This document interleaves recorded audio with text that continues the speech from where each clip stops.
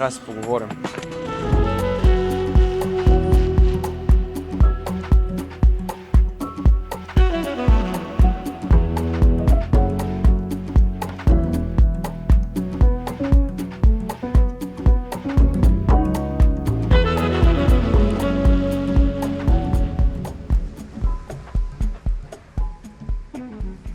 Може да изгледаш успял отвън и в същото време си заклещен в капана на посредствеността, без дори да го усещаш. Стигнал си до едно добро ниво на живот, но последните месеци или години си почти на същото място, без истински растеж. И до края на това видео ще ти дам принципите, които аз лично използвах и мен ме измъкнаха, за да може и теб да измъкнат от застоя с последователни доказани стъпки, които ти можеш да приложиш още днес. И виж, познавам хора, които изглеждат напълно успели. Добра позиция, добър доход, прилична кола и въпреки това година след година са на абсолютно същото място, без да са мръднали финансово. Това е капана на посредствеността и той е по-опасен от провала, защото провала боли и знаеш, че се провалил.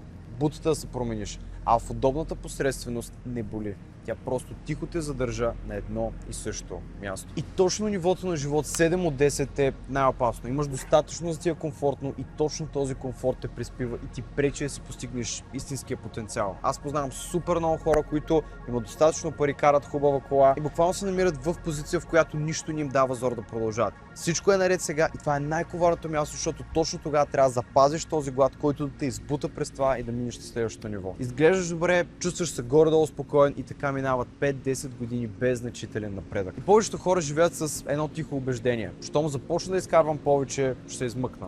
От позицията, в която са в момента. Само че те никога не се измъкват. Същите навици просто се качват по-нависоко ниво. Изкарваш повече, харчиш повече. И в края на годината се намираш точно там, където беше. Просто стандартът се дига заедно с разходите. И проблема не е, че не изкарваш достатъчно. Проблема е, че системата ни учи да изглеждаме успели, вместо да станем успели. И точно това прави капана толкова удобен, че повечето хора дори не разбират, че са в него. До края на това видео ще дам 5 принципа, които ще те измъкнат от капана на посредствеността, но само ако решиш да ги приложиш. Защото повярвай ми, бях точно на твоето място и точно на това място, за да знам как да продължа. Казва се Атанас Пелтеков, от 6 години градя брандове в електронната търговия с милиони в оборот. И това, което реално ме извади от матрицата и ми даде свобода, не беше някой силен месец с високи доходи, а бяха следните няколко принципа за това къде влагам парите, времето и енергията си и кого допускам до себе си. А накрая ще дам и един въпрос, който точно за 10 секунди ще ти покаже дали в момента се измъкваш от капана или само го правиш по-удобен. Така че запомни, че идва. Ако ти усещаш, че не се движиш напред последно време, искам да се абонираш, защото създадох този канал, за да ти предам безплатно всички уроци, които ми костваха години и да ти спестя най-ценния ресурс. Времето. Така че абонирай се, сигурен съм, че ще е полезно. А сега нека ти разкажа за един момент от моя път, в който за малко да вляза в същия този капан. Когато първият бранд Hyperclothing тръгна и в сметката ми за първи път влязаха малко повече сериозни пари, дойде и първото изкушение да ги превърна веднага в нещо, с което да покажа, че съм успял. Неща, с които другите да си кажат, да, той е по-напред. И в същото време виждах хора около мен, които правиха точно това. Един добър месец и веднага новата кола, новите дрехи, снимките отвън изглеждаха като пример за точно успял човек. Но минаваше година, минаваха 2 и те бяха на абсолютно същото място. С по-скъпи вещи и нищо реално зад гърба си. Нищо, което бъде истински запас, който да реинвестират. Имаха с какво да изглеждат успели, но нямаха нито един актив, който да бъде техен. И аз буквално бях на крачка от това да тръгна по същия път. Просто винаги трябва да държиш приходите много над разходите, защото когато ги изравниш, тогава буквално се движиш на едно и също ниво и няма никакво развитие нататък. И това, което ме спаси, беше едно решение. Вместо да посребира първите си победи, потърсих хора, които вече бяха там, където исках да отида и аз, и започнах да влагам в това да стана точно като тях. Именно менторство, да си вдигам умения. И първото наистина по-скъпо нещо си го позволих доста след като реално можех да си го позволя. И днес знам, че точно това забавяне беше едно от най-правилните решения в моя живот. Защото през цялото време парите ми работиха за мен и градяха нещо мое, моят бизнес, вместо просто да ме правя да изглеждам по-успял пред хората.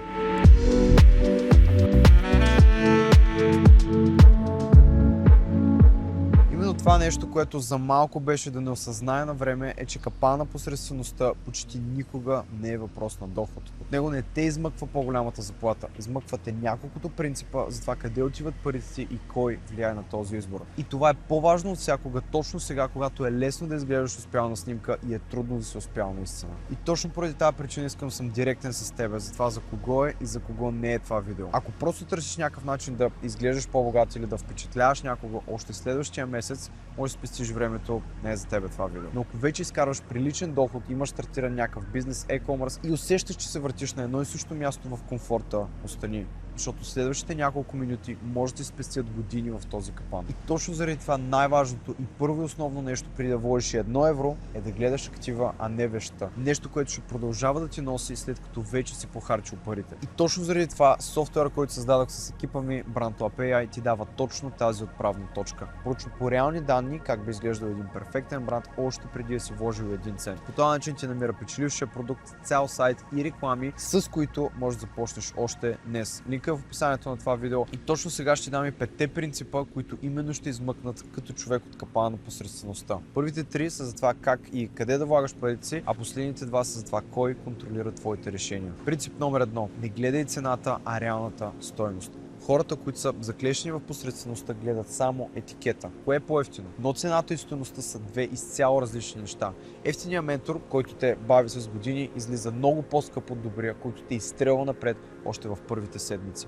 Ефтиният доставчик, заради когото губиш клиентите, струва много повече от качествения. Най-ефтиното рядко е най-доброто, но и най-скъпото не означава, че автоматично ще е най-добро. Истината е в стойността, която нещо ще носи във времето. Започни да гледаш всяко едно решение, не колко ще ми струва сега, а колко ще ми носи или ще ми коства в дългосрочен план. Точно това ти е филтър, за да взимаш добри решения. Така продължаваме към принцип номер 2. Реинвестирай първо в себе си. Свободните пари, които ти оставят преди да отидат за вещи, трябва да отиват в това да увеличиш твоята стойност в умения, които да ти вдигнат тавана на възнаграждение, защото единственият актив с най-висока възвръщаемост, това, което вложиш да изкарваш, си самия ти. Ето виж, аз примерно години наред влагах първите си свободни пари в учене и в хора, които да ме насочват и чак после в каквото и да е било друго. И виж, това не е разход, това е най-добрата инвестиция, която изобщо можеш да направиш. И е първото нещо, което хората в този капан пропускат. Принцип номер 3. Не дей да осребяваш публичната си победа твърде рано. Има публични победи, кола, часовник, нови апартамент, има и лични победи. Тихите неща, които трупаш без абсолютно никой да вижда. Истината е, че ти не стигаш до голямата публична победа без първо да си натрупал достатъчно лични. Аз си купих, например, мечтаната кола, когато бях се превърнал в човека, който я заслужава. Например, тогава си поставих конкретна сума на месец в бранда ми за дрехи и след като я достигнах, чак тогава реших да се възнаграда с това нещо. Тоест, ако искаш нещо, първо си сложи по-голяма цел, 5-10 пъти по-висока и когато я достигнеш, тогава ти си човека, който го заслужава това нещо и вече може да си го позволиш. А пък в обратния случай човека в този капан бърза да си осребри победата, като направи кинти веднага ги харчи, веднага излезе, веднага си купува скъпото нещо, преди да е изградил и така по никакъв начин не можеш да стигнеш до момента, в който наистина можеш да си позволиш нещо. За ако искаш нещо, кажи си, окей, ще си го взема, когато достигна Хикс. И това може да е нещо твое лично постижение за бизнес ти без значение. Така печелиш два пъти. Веднъж печелиш стимула, веднъж печелиш и резултата. И точно тук искам да кажа нещо на човека, който се чувства така, както аз се чувствах на времето. Това, че до сега си стоял на едно място, не значи, че не можеш да го промениш още днеска. Дали ти ще се справиш е въпросът това колко си готов да инвестираш в умения вместо в вещи, за да си промениш живота трайно. Всяко едно нещо на този свят може да бъде променено. Това, че си бъркал до момента, не си имал правилна насока, не означава и по никакъв начин няма да те задържи. Всичко е въпрос на решение. Ти трябва да решиш, че ще станеш човека, да си промениш навиците, да си промениш решенията и по този начин можеш да започнеш да се движиш напред. Принцип номер 4. Наръчника на родителите ти не е твой наръчник. Родителите ти искат да успееш повече от всеки един друг на света. И в думите им наистина има мъдрост и опит. Но конкретният път, по който те са изградили сигурност, стабилна работа, бавното спестяване, една кариера за цял живот е работил за тяхното време.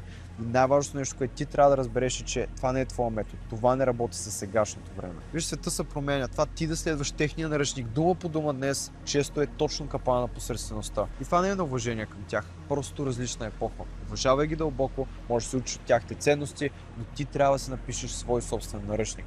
Когато един ден ти имаш деца, искам да помниш, че твой наръчник няма да е актуален за тяхното време и те ще трябва да напишат своя собствен. И това нещо ни кара до принцип номер 5 и може би моят любим е един от най-важните. Средата пренастройва това, което ти приемаш за нормално. Най-бързият начин ти да се измъкнеш от тази посредственост е да смениш хората около себе си. Защото това, което виждаш всеки ден като нормално, става и твоя таван. Ако около теб никой не се стреми към нищо повече от сигурна работа, за теб ти да изградиш нещо свое ще изглежда буквално непостижимо. В същото време, ако хората около теб правят по 100 000 евро на месец, същото действие става и най-естествената следваща крачка за тебе. Искам да разбереш, че всичко се определя до това какво ти ще нормализираш. Ако за теб е нормално да правиш 1000 евро, това ще е твой свят, това ще е твоята реалност и всичко, което ще е нормално за тебе. Ако е 10 000 евро, това ще е твоята реалност. Ако е 100 000 евро, това ще е твоята реалност. Ако е 1 милион евро, това ще бъде твоята реалност. Искам да разбереш, че ти ще живееш живота, който ти определиш за естествен, за нормален и за нещо, което е окей за теб. Искам да знаеш, че в този свят, след като някой друг физически е постигнал нещо, можеш и ти нямаш абсолютно никакво ограничение. Цялото ти ограничение, начинът ти на мислене, затова нормализирай това, което искаш да постигнеш, вече си една крачка по-близо. И не става дума да се навърташ около показности и луксозни места. Става дума да си сред реални хора, които вече правят това, което ти искаш да постигнеш. И точно тук повечето хора допускат грешката, която ги държи в капана с години. Те си казват, окей, ще започна да влагам в себе си и в нещо свое, щом изкарам повече. И няма как ти да имаш мисленето, че първо ще забогатееш, за да може да изграждаш нещо твое, нещо, което да те изкара. Точно по този начин ти винаги ще останеш този безкрайен цикъл. Този, който се изгражда пръв, излиза от посредствеността, защото изграждането води до забогатяване, а не обратно. Ако познаваш някой, който би се припознал в тези думи, искам да му изпратиш това видео. Може би е точно това, което му трябва да чуе. И ми кажи в коментарите кой от 5 принципа ще приложиш още днес. Ще ги чета и лично ще отговоря. А сега нека ти покажа истинския риск, защото не е този, за който си мислиш. Хората се страхуват да вложат в себе си или в нещо свое. Ами колко загубят тези пари. Но истинският риск е изцяло различен. Той е друг. Да стигнеш до 40 годишна възраст с добър доход зад гърба си и нищо, което да е останало като ресурс за теб да реинвестираш, това е капана, който се затваря тихо, но фатално. И точно поради тази причина искам да пазиш не само парите си, а и двете неща, които оформят в кого се превръщаш. Малкото свободни часове, които имаш и малкото хора, които допускаш близо до себе си. Часовете решаваш в какво се превръщаш, а хората около тебе ще решат ти какво ще приемеш за възможно. Човека в капана харчи и двете несъзнателно, точно както харчи и парите си.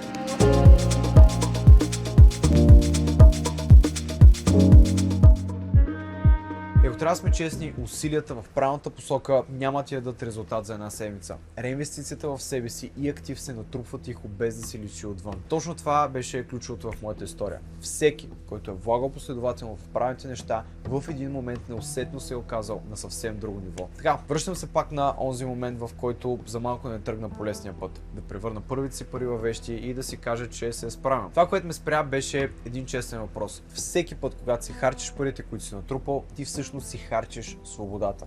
И точно тогава разбрах нещо много просто. Парите вложени за да изглеждаш успял изчезват, а вложените за да станеш успял се връщат умножени. Много е важно и не случайно искам да ти го повтарям достатъчно пъти това, защото не е идеята да изглеждаш отвънка. Всичко това става само и единствено с натрупване. Когато не си харчиш парите за глупости и не харчиш толкова колкото изкараш, винаги трябва да държиш отдолу. И точно с това спрях да гоня празните победи и започнах да влагам свободно си време, което имах първо в себе си, в умения и хора, които вече бяха стигнали там, където исках и аз да отида. Когато избирах от кого да се уча, не гледах кое е по-евтино, а кой реално ще ме изстреля напред, кой има доказателството, кой има резултатите, в които аз съм убеден, защото го познавам достатъчно време и всичко си личи онлайн, кой изглежда автентичен, кой има резултата, който мога аз да следвам. И може би отвън сигурно изглеждах по-малко успял за някой около мен, но за пръв път имах свой собствен актив, който расте във времето и най-вече ресурс, който мога след това да реинвестирам. Чак когато ударих конкретната си цел, си позволих първото наистина по-скъпо нещо. Именно това беше и контрол над живота ми. Просто знаеш, че по всяко време имаш свободата да направиш всичко. Не си заключен,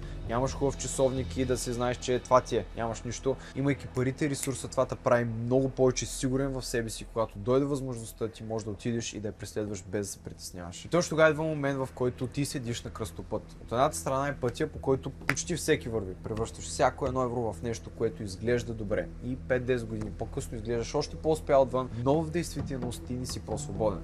От другата страна обаче е по-тихия път. Следваш всички тези принципи и бавно се измъкваш от капана. Петте неща, които ти казах по-рано, просто трябва да ги приложиш. Ако ти знаеш нещо и не го прилагаш, не се различаваш по нищо от хората, които не го знаят. Така че имаш 5 конкретни неща, които още днес можеш да ги направиш. Повярвай ми, това ще промени живота. Говоря ти от личен опит, защото аз лично бях там.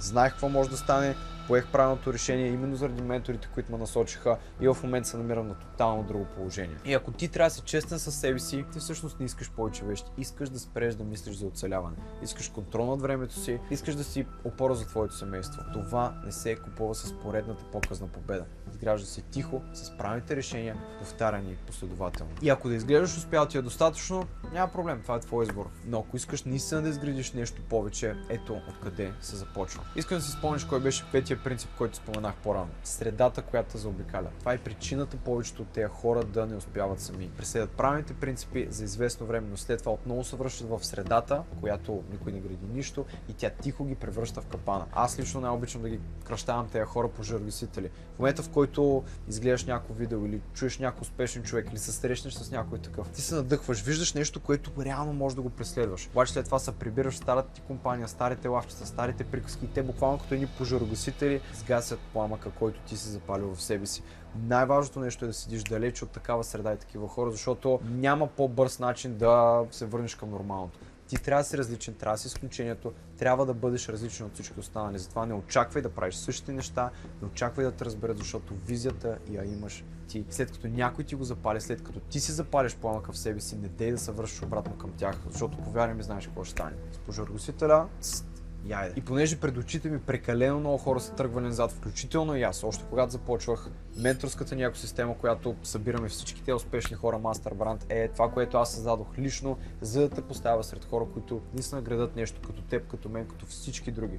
Дават ти ментори, които са минали вече по пътя, всички инструменти, които аз лично използвам във всичките мои бизнеси. Именно това е средата, която на мен ми липсваше в началото. Реални хора с доказани успехи. Всичките ментори вътре се занимават с бизнес, всичките хора преследват някаква цел. Няма нещо, което да е по-зареждащо от това. Буквално ти го казвам, че аз лично съм всеки ден там, именно заради тази енергия. Това всеки ден те разпава, без значение дали се чувстваш кофти, дали се чувстваш добре, дали нещата върват или не. Средата е всичко, което трябва да имаш около тебе. Правилната среда може да те прекара през дори най-лошите моменти. И в същото време може да загаси дори най-правилните моменти. Обаче в същото време сега искам да съм честен с теб. MasterBrand в никакъв случай не е за всеки. Не е за човека, който търси някаква гаранция без да работи, да му е лесно, да търси бързите пари. Това е за теб, ако ти си решил да изградиш нещо свое и просто искаш да го направиш с правилната посока, вместо сам да опитваш в тъмното с години да загубиш много пари, време и ресурси. Всичките линкове ти ги оставям в описанието. Стъпка 1 е безплатна. Казах ти, отваряш Brand API, можеш оттам да създадеш целият бизнес, продукт, реклами и най-вече сайт, за да можеш да започнеш.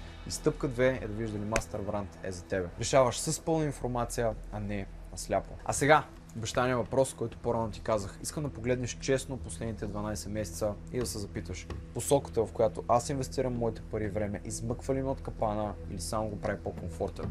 Ако по-голямата част е отишла за неща, които те правят да изгледаш по-добре, без реално да те движат напред, това е проблема и никога не е бил дохода. Проблема на капана, за който говори удобната посредственост, е, че не боли достатъчно да заболееш. Не е като провала. Като се провалиш, какво свършват ти парите, всичко, нали, резултатите е ясно, че не се случват и това те бута още повече.